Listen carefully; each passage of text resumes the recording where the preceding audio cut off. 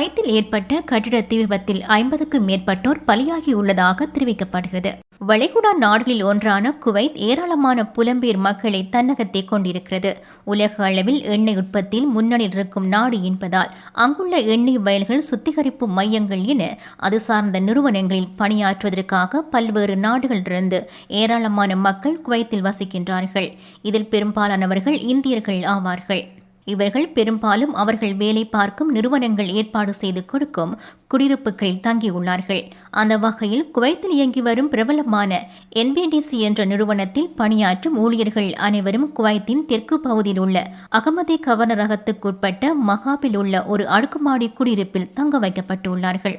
6 மாடிகளை கொண்ட அந்த அடுக்குமாடி குடியிருப்பில் சுமார் 200 பேர் தங்கியிருப்பதாக தகவல் தெரிவிக்கின்றது.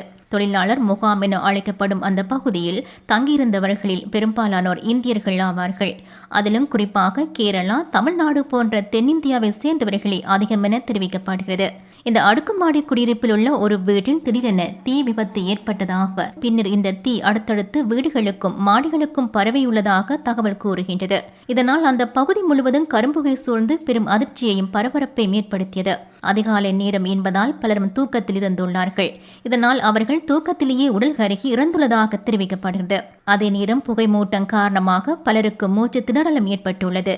இவ்வாறு உடல் கருகியும் மூச்சு திணறையும் பல தொழிலாளர்கள் சம்பவ இடத்திலேயே பரிதாபமாக உயிரிழந்துள்ளார்கள். உடல் கருகியதை விட மூச்சு திணறி இறந்தவர்களே அதிகம் என கூறப்படுகிறது. தீ விபத்து ஏற்பட்டதும் தப்பிக்க வழி தெரியாமல் மாடிகளிலிருந்து பலரும் கீழே குதித்துள்ளார்கள்.